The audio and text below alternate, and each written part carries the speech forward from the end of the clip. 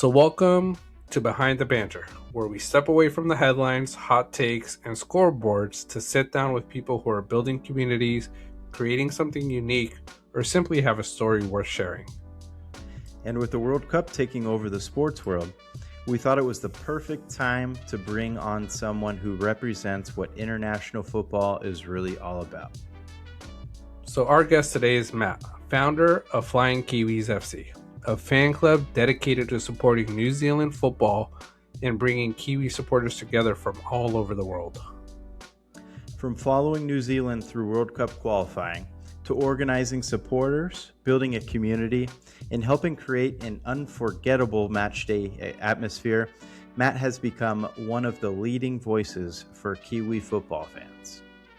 We're going to talk about Flying Kiwis FC, how it got started, my personal experience from attending a Flying Kiwi event, the culture surrounding the All Whites in New Zealand, and what the World Cup experience has been. So whether you're a die-hard football supporter, a casual World Cup fan, or just someone who loves hearing how passionate communities come together around something they love, pull up a chair, grab your favorite drink, and join us as we go behind the banter with Matt from Flying Kiwis FC.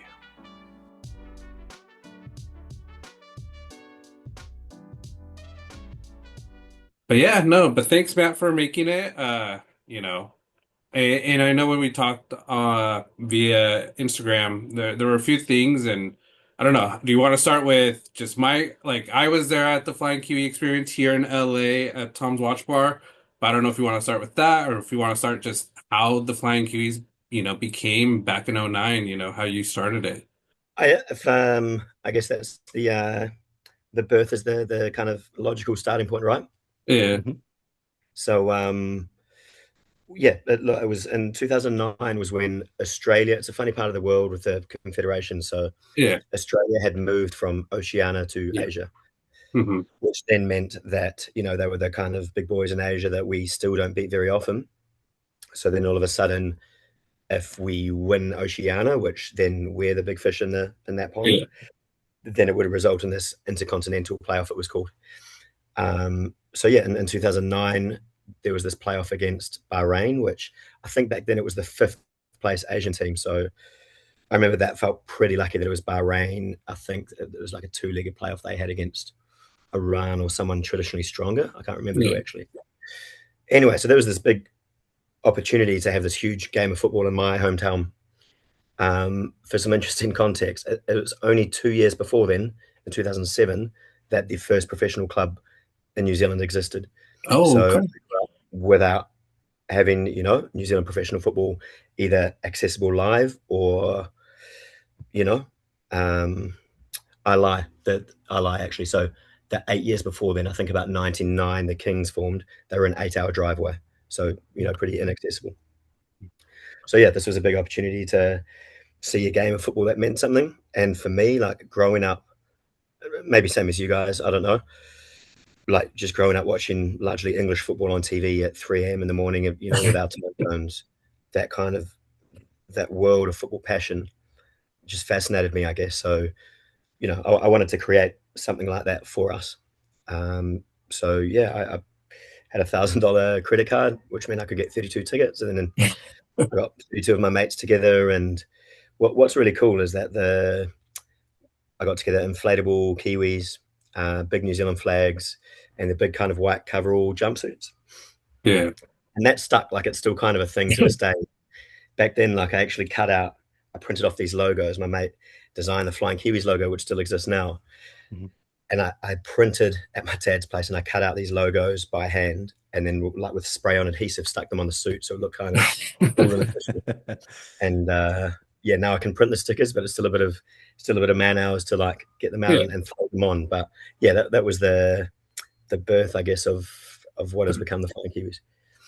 No, that's awesome because I saw the post you did, I think like 2 days ago, from where you started to then in Vancouver. And yeah, for me, I've been watching and it's funny because you always say football. I grew up saying football, being my parents being also Salvadorian, but being born in the US, playing here, I got used to soccer, which sometimes when you hear me talking to Tim, I'm always like soccer, football.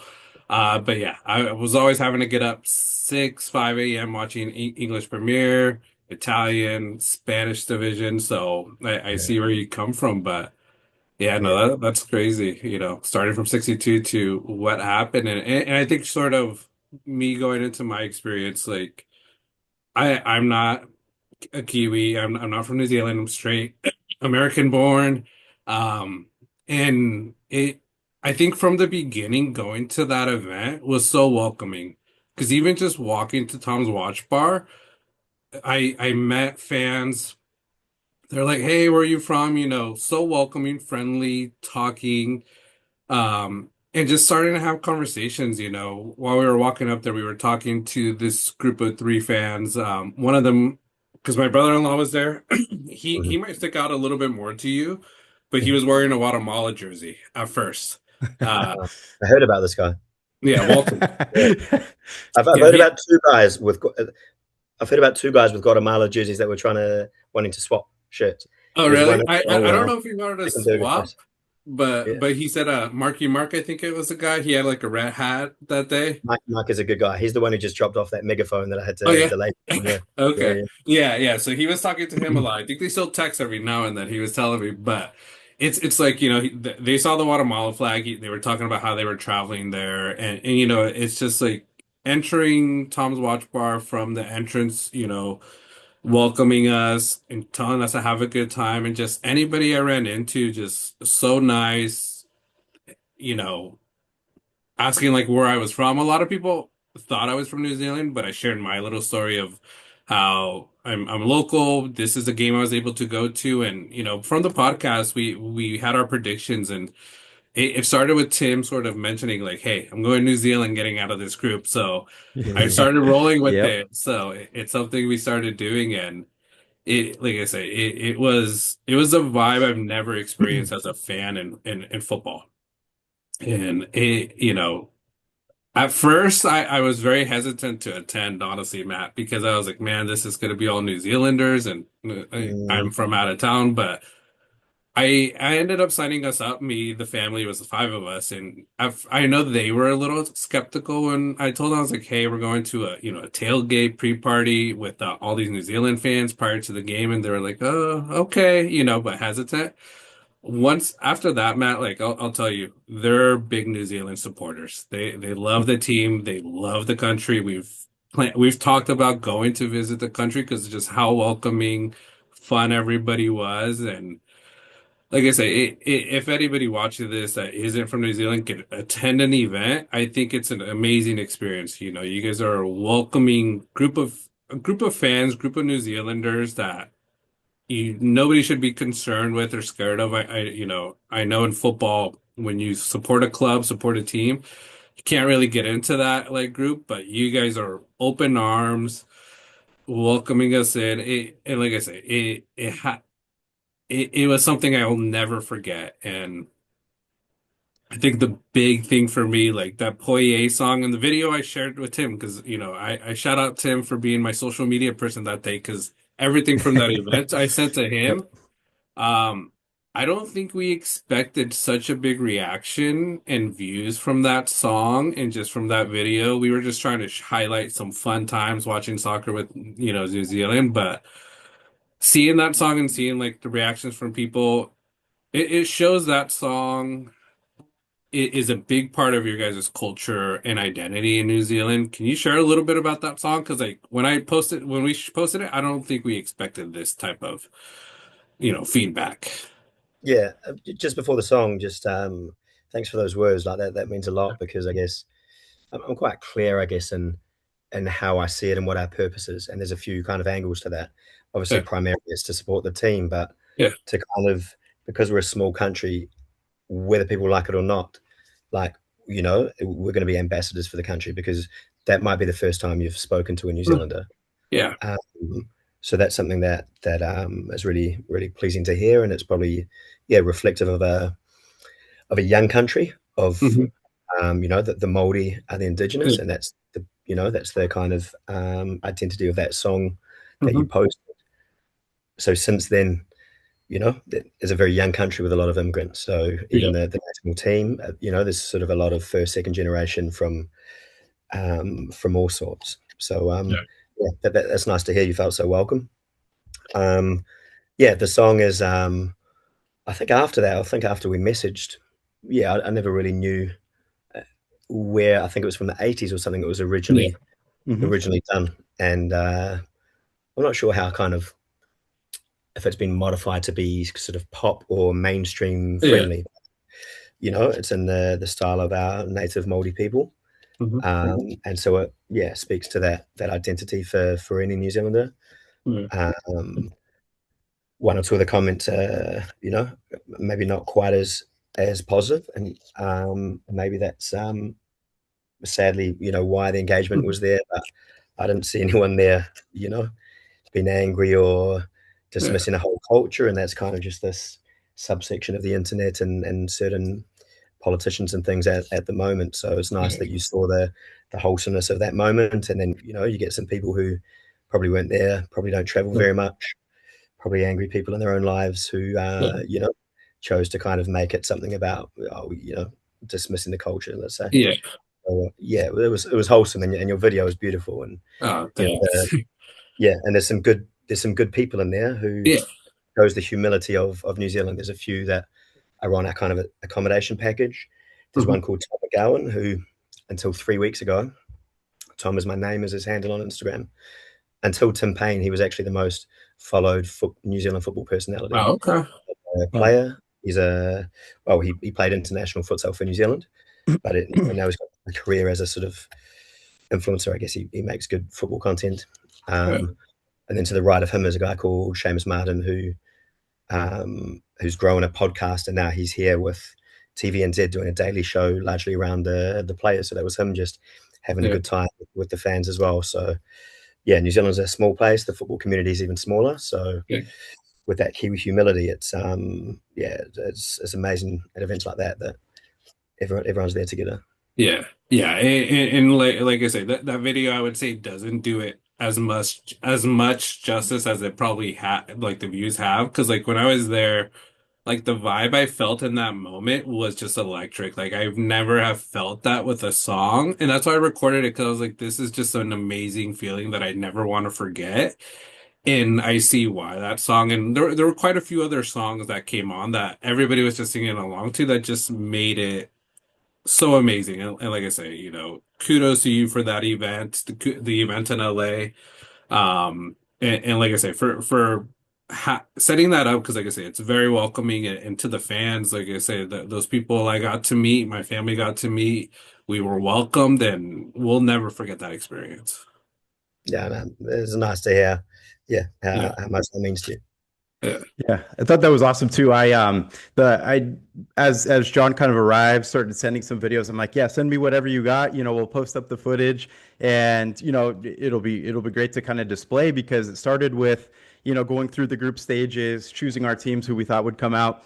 And I was like, you know what? I see New Zealand here. Why not New Zealand? And then because my football knowledge hasn't been as large as it has been maybe over this past several months. I started following the EPL a lot more. All my buddies, John, our friend group all together, love Mhm, soccer in mhm. in football. So I started. I was like, you know what? I'm going to choose an underdog team in the EPL. I ended up going with the Wolves. My last name Wolfgram, so it kind of fits well. Got Yeah. relegated this season, but you know what? We'll make our way back for sure. But it just kind of started off with that, and then as I've kind of gotten into it, I'm like, man, the World Cup's so much fun. So many countries coming together, competing. I'm like, man, I've been missing out on not paying more attention to this in the years past. So, as Sean went, the more videos he sent me, I was like, man, I'm missing out. This is a bummer. I'm stuck at work, and but it was great vibes all together, and it looked like a hell of an event. So that's awesome. And I kind of want to get your feedback too, Matt. As far as like speaking to a lot of New Zealand culture and cultures altogether, how has it been, arriving to the U.S., traveling through? I saw you guys went up through Oregon, Portland area, and then made your way into Vancouver. How are things going as far as your visit here? Oh, good. Like we've got a lot of travel in it. Maybe it was a sensible idea. Maybe it wasn't. A road trip sounds cool, doesn't it? But yeah, yeah. 30-hour train, certainly a first experience for me, and that's usually, yeah, pretty much exactly how much it takes time to fly from New Zealand to Europe, which is often, a common thing. And I lived in Manchester in England for 10 years, so Oh wow. well accustomed to that. But the train itself was actually great. Just with the freedom to move around, and there's a group of us Kiwis there as well. It was great that the data and Wi-Fi is patchy, so then you have to socialize and just switch off, which is great. Um, Absolutely. yeah, like it's really interesting to see the diverse cultures. So from far, when you hear that X amount percentage of American citizens don't have a passport and have never traveled outside, being here now, I can see how diverse the US is, and even to have places in different time zones makes it so much more distant, doesn't it? That you Yeah. can't Yep. connect at the same time. So yeah, completely different cities. LA was obviously big and crazy and expensive, so probably best get that one out of the way first. Yeah. Good for you. We had a great experience in Portland, and places like that feel like more New Zealand, just probably because they're smaller more than anything, and Mhm. you kind of have this kind of creative, arty feel to it as well, which yeah, felt quite Kiwi in a way too. Um, we went to the Timber Stadium and Mhm. into the main office, and they were kind enough to just at the spur of the moment there, just give us a tour for half an hour. And I think it shows how well Yeah. Finn Sermon is, respected and liked at that club. He's the Kiwi Mhm. centre back who just scored the other day. Mhm. Um, and then it was really amazing to connect with their fan group, who's got this physical building that they lease across the road from the stadium. So they've got Oh.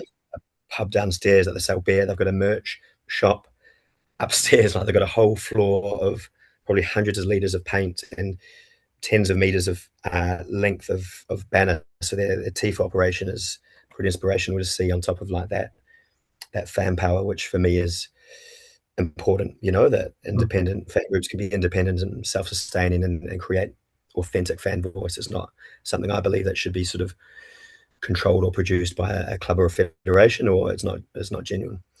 Um, so yeah, Portland went into Seattle for a crazy few hours during the Aussie US game, Oh yeah. and then Vancouver and Whistler has been amazing. You can see why so many Kiwis and end up here working, enjoying it, the lush green and the chilled out nature of the people. It feels quite similar to home, I'd say. Yeah. Absolutely. Yeah, Vancouver's a great city. I've been up there once during wintertime. Coldest environment I've ever been in. We went to Whistler, hit the slopes. I think it was -2 degrees we were on a ski lift, me and my mom, and wind blowing directly into our face. Wind just felt like I was frozen on the seat. Couldn't even get Yeah, off. But yeah, the city, the environment over there, phenomenal. Love to go back one day. And in truly, you guys walking through the streets of Vancouver was a sight to see. You guys had the huge banner kind of leading the way, and all across the U.S., Canada, Mexico. I've loved to see like this morning we posted a video about like how cultures just seem to be colliding through all of this, and it's killer, man. It's so cool to see. How welcoming it seems to be, and then everybody arriving and marching through to the stadium. I saw you mapped out the walking trails to get to the stadium also, but just the planning that goes into it, man. Props to you. It's oh, incredible. thanks. But it's also like the city of Vancouver, the police. Mhm. That's Absolutely. the difference, as well as numbers from LA to Vancouver. So we kind of didn't find, should we say, maybe the right people or the right support around it in LA, which Mhm. meant that there's only footpaths, and maybe it's too big a city that they're not going to close down roads and things. So, but big credit there, and a nice little Kiwi tale, I guess, is there's a police officer here called Nish, and she's been in touch for months and months because Okay. she's been Wow. across the kind of security policing of this event for all Vancouver games. But she grew up in New Zealand until 15. She's got a silver fern tattoo on her arm, Oh, so nice. she's pretty personally invested for a special experience. It's not often that you have a home World Cup, and if you've got two nationalities to have them in your city, like stars align. So she was an amazing person who's helped a lot. And yeah, so probably a month we've had online meetings with different security and police, and I think City of Vancouver staff, Tobin, which is what's made that possible, because you've got 10 or 20 police, and I think there were tournament staff as well there who, they're feeding back live with us to just control the group. They're going ahead and shutting down streets. So honestly, it's not possible without that. Uh, that's awesome because that looked like memorable. And I was gonna ask you just because like you've been doing this for quite a while, what's the most like memorable feeling or just time with the Flying Kiwis that you have? There's a few, like, we don't even score many goals. It's funnily enough, like in terms of the game of football, Yeah. scoring a goal against Mexico at the Confederations Cup in 2017 was amazing. But off the field in Russia in 2017 is what inspired a lot of this angle that you've touched on of like the kind of positive socialization, I guess, with other Mhm. cultures, that it doesn't have to be all about, when it gets too tribal and aggressive or Yeah. whatever. So the Russian fans hosted us for a fan friendly game. And the Russian people in general were just incredibly warm and welcoming in a context where the year before was probably the 2016 Euros, where there were some Russian thugs who, went around and, pretty brutally just group Mhm. violence, I guess. So yeah, that kind of sparked this more meaning to it, or another angle to kind of traveling and connecting through football. So that was special. Yeah. Um, 2022 Doha, the qualifier for the World Cup.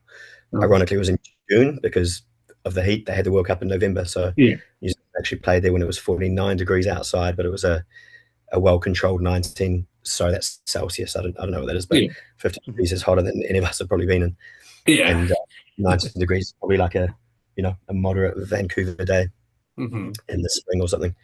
Um, so yeah, that's when the kind of team had started to evolve with these young, more attacking, technical players. And Chris Wood scored this goal right in front of us and came and celebrated right in front of us. Oh, that's The awesome. second or third player to join him was a kid that I love futsal, so he was kind of one of the early kids I coached in futsal at my old high school. So I knew him from probably 13 to maybe 16 when I left. Hmm. So yeah, that was an incredible moment. Just the connection with the fans. That was the photos. I like that Premier League passion that we grew up seeing. But the fan march was emotional because a lot of work goes into it. A lot of dreaming of that moment, as weird as that sounds. I'm in a kind of all in kind of guy. Um, and it felt a bit out of body at times. Like I actually, even though I thought I'd be in there participating on the megaphone the whole time, a lot of the time I just stepped back and just watched and took it all in, and with tears in my eyes, because yeah, like I say, it's something that maybe I never thought was possible. It was never there to that anywhere near that level of passion before, and it was sort of this.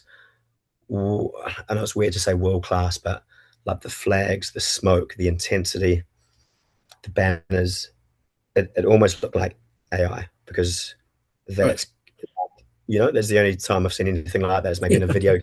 I've got like template New Zealand supporters in the stands, or yeah. So my brain was struggling Yeah. to accept what had become what my heart had yearned for so long. Yeah, no, it's something you created, and I could understand that because I felt like that at the event. I was mingling at first, but there were just times I was just sitting back, enjoying that experience and really taking it in, and I could only imagine you creating, founding Flying Kiwis, planning all this for months and months, knowing the World Cup was going to happen, and then seeing how big it got. Like I say, just sitting back, I think was just more electric, even though, being in there probably would have been amazing as well, but just that experience. Yeah. So kudos to you, man. Thank you, man. And look, it's important to say that, especially this one, especially the last 3 to 6 months, there's a lot of people that have literally carried me there. Like I took a lot of risks. Ticketing was some big challenges. I had 8 days from like an ultimate confirmation. Yep, the groups all go, to you have to pay 180,000 US dollars in full, or you'll Right. lose the whole booking. So we had 8 days to invoice people, get the money in, and all we could give them before then was an expression of interest. So about a Right. third dropped out. So when Oh, you contact people, day or two, time differences and things, it came down to 48 hours to go, and it was, I think, 30,000 US short. It was somewhere between 30 and 40,000 US short. So I had to just put out like a public plea. It was quite I had to swallow my pride. It wasn't a comfortable thing to do, and to show publicly that everyone's tickets were in jeopardy if we didn't make the full booking. So Yeah. guys just got around it and loaned money for more tickets to get us Yeah. over the line. A lot of guys like Tom and Tim led and did all of that pre-match event. Like, it wasn't me on phone calls. It wasn't me sourcing venues for 3 or 4 months before that, didn't insist on $10,000 US deposits or minimum spends of hundreds that we Yeah. just can't do. So yeah, a lot of people have got around it now because Yeah. yeah, a one-man team's easy for 30, 50 people on a tour, but it's a different ball game now for me to adjust quickly to. Yeah. Yeah. Yeah. Kudos to you and your team. Thanks. Yeah. No, that's incredible. Yeah, no, and that speaks true to, how much you guys have just the togetherness that, the vibes that we're getting from New Zealand, Flying Kiwis, the fan support, the team itself. It's been incredible. It's been a hell of a ride. Us two definitely feel like we're going to be lifelong fans of you guys. Your page all together. It's absolutely incredible. And, just, kind of one of the last questions I might have is, soccer, it's obviously a very big deal in New Zealand, and but it also coincides with things like rugby as well, right? Where is there now, you feel like it's soccer, has it already surpassed the rugby stance in New Zealand, or is there quite a competition between the two of who's on top? I'm sure you relate to it here that there's just tradition and this probably sounds more sinister than it is, but sort of power structures and media and things like that. So Hmm. there's been more football players than rugby players in New Zealand for a long time now, That's great. especially after 18, and it's also changed over adults, probably 10, 15 years. Maybe the 2010 World Cup we were last in, probably had something to do with inspiring the youth. Mhm. Uh, but the back pages will always be dominated by rugby. I don't think we have to look at it as a competition either, because Yeah. it's I don't think that will bring any pleasure, and then you worry too much about others. There's room for more than one sport. Mhm. Mhm. Um, but we're laid back people, so it was cool. I said to the guys in the pub, and however many, like 300, 400, all this energy. About an hour before we're kind of getting ready to march, and none of us could imagine how good that would have been. But I said, like, here's an opportunity. Like, I believe we can create the best ever support for a New Zealand sports team away from home, Mhm. and I can confidently say that, yeah, you'd struggle to find a better 10-second video of that support ever. But yeah, it's the whole concept or the juxtaposition of this Flying Kiwis thing. Like, Kiwis are very laid back. It's not in our nature to stand and sing arrogantly. Yeah. So yeah, it's a bit of something different for us. But look, 16 years is a long time. Pure football fans, this is the trip of a lifetime. Some maybe are less football fans and more New Zealand fans, which is it's also great because they're going to become football fans because of this as well. Yeah. Uh, but yeah, small country, far from home, first World Cup in 16 years. Like, yeah, we're pretty grateful to be here, and we want to make the most as supporters. And yeah, it makes me real proud that I guess we've sort of put ourselves on the map and shown that we can be a football country too, as well as Yeah. rugby. That you Well, guys have. yeah. No, for Thanks. for sure. I would say my wife never watched football before this. Yeah, She is New Zealand fan first. Like I say, yeah, Sunday, disappointing outcome. She, someone that never enjoyed football or never even watched it before, she was distraught. Which for me, I was like, man, you really got into New Zealand. And now she's really into football as well. So like I said, she really is a big supporter of you guys. We're gonna cheer on for Friday. Hoping for that win against Belgium. It's gonna be a challenge, but like I said, I think New Zealand's making Come on. history. We've been making history. So we're gonna continue supporting. But um I think one of my last things before anything, because like I mentioned, we're thinking of traveling to New Zealand. The welcomeness you guys showed really makes me want to go visit over there, visit the culture, just really get to know something.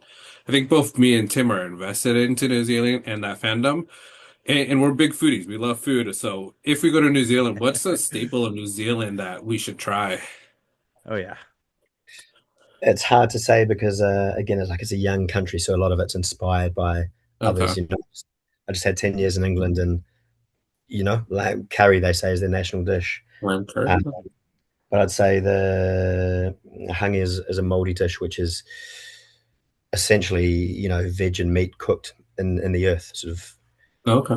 Yeah. Yeah, so it's cooked in under the dirt. So it's sort of an ancient way of cooking and a very collective way of doing it. Yeah. So yeah, whether through, I guess, a touristy place or even better, a genuine place, I would recommend that. And yeah, I'd also say just please keep in touch with that.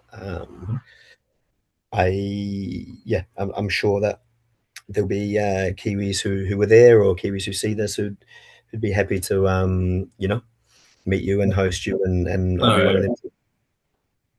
I appreciate that. No, thank you. And like I say, thank you, Matt, for taking the time to join us today out of your busy schedule, planning a lot of stuff, getting ready, your content, the Kiwi fan support. And like I say, for me, for my family, because they continue talking about it, man. We have our group message. We watch the games together now. We can't say we're official New Zealanders, but we feel like it just from the support. Yeah.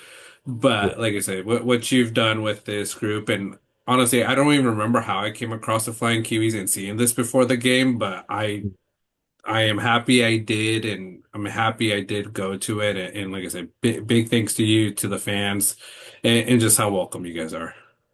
No worries, and thanks for filming that magic segment. I missed the last 2 hours. I had to go film a lot of fan of the match stuff, so Yeah, I didn't get to enjoy much of that day. So it meant a lot that came yeah, up on my timeline as sort of native content that you'd captured a magical moment. yeah. Yeah, Absolutely. thank you, Matt. Yep. Like I said, we're rooting for New Zealand on Friday, hoping for the result we want to see. Tim and I, we said like if they make it past this into the group knockouts, we're gonna look into where they're gonna go. We Oh might yeah, show up. So I don't, just I let's don't hope we can see them. yeah, I think because Egypt won, they go to four because it's on the head. We couldn't finish first Yeah, Mm. I think it'd be second, and I think it's Arlington, Texas. I think is what I sort of predicted. against the second place of Australia's pool if it came to that. Okay. It would be the Okay. fixture of if it's Incredible. 30, 75% chance Vancouver or about 25% New York. But yeah, we'll see. We're just Yeah. gonna go and get everything, both the team and the supporters, to Yeah. to put in the of our lives and see what the football gods have in store for us. Yeah. No, yeah. Absolutely. But, Matt, you're the best, man. Thank you so much Appreciate that. for making the time. We know how busy you are, so No, keep up the great work. We're going to be watching every video you display. So thank you so much. Really appreciate how welcoming you are in all New Zealanders. no, great. Thanks so much for hosting me. And John, see you in New Zealand soon. And yeah. hasta luego. Yeah. Absolutely. Sounds good. Thanks, Matt. Nice. See Talk you guys. soon. Take care. See ya. See ya. Bye bye. Bye.